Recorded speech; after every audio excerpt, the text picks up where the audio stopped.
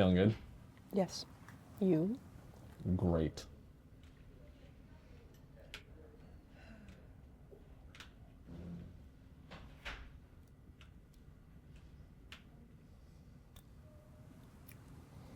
Now we're even.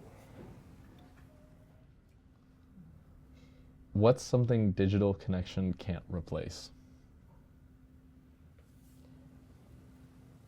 I'll go with the obvious. Touch. I've heard of people with their Oculuses, like, oh, do you have phantom touch? Can you feel? But that's so sad. Warmth comes from being with other people, feeling someone's heartbeat, their breath. You can't replicate that. It's kind of Black Mirror-ish.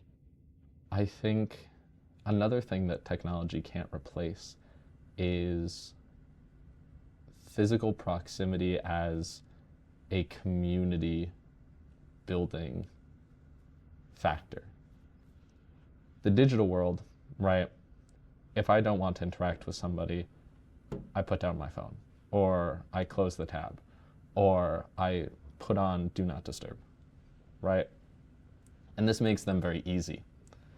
Because if there's discomfort, if there is unease, I can ignore you, you know?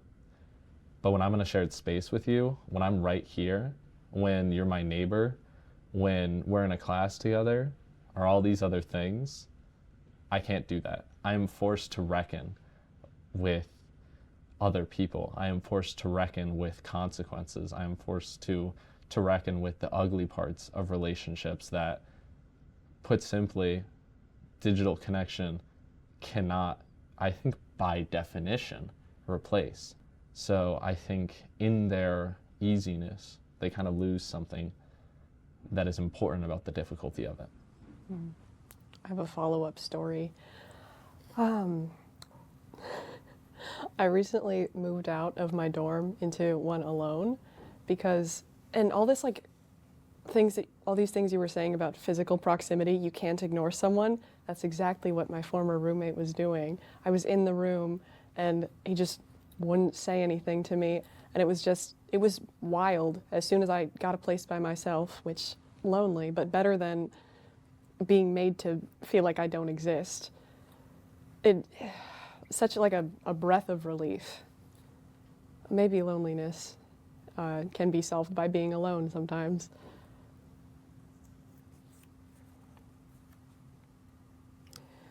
Tell me about a small moment that made you feel unexpectedly seen.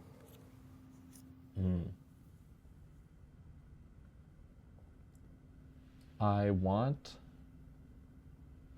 to talk, I guess, about a recent interaction I had with a professor of mine who I consider a great mentor.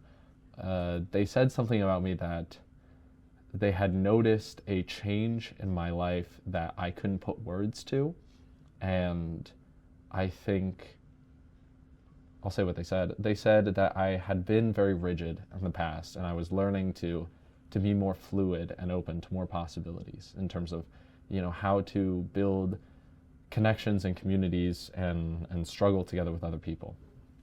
And I think putting words to someone else, to a feeling, to a period or a change can at times be restricting in the sense that words have a way of just solidifying something.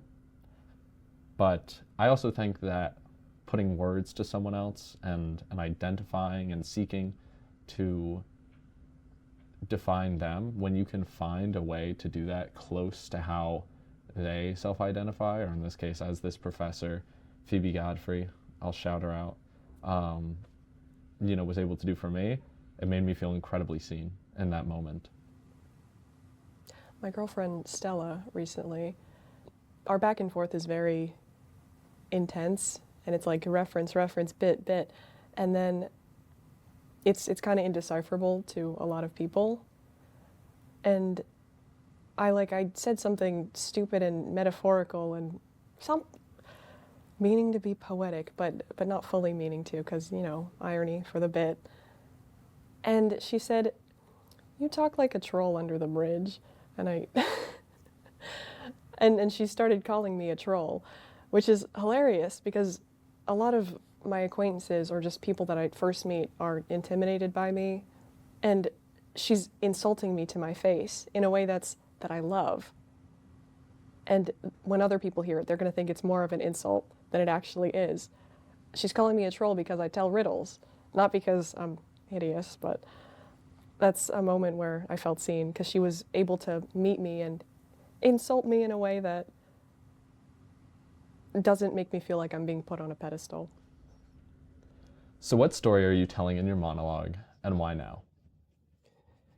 I'm telling the story of how I was struggling to maintain a sense of identity and let myself be transgender. Because I've known since I was 11, but I've always had somebody in my ear telling me, stop, don't do that, you're lying, you're doing it for attention.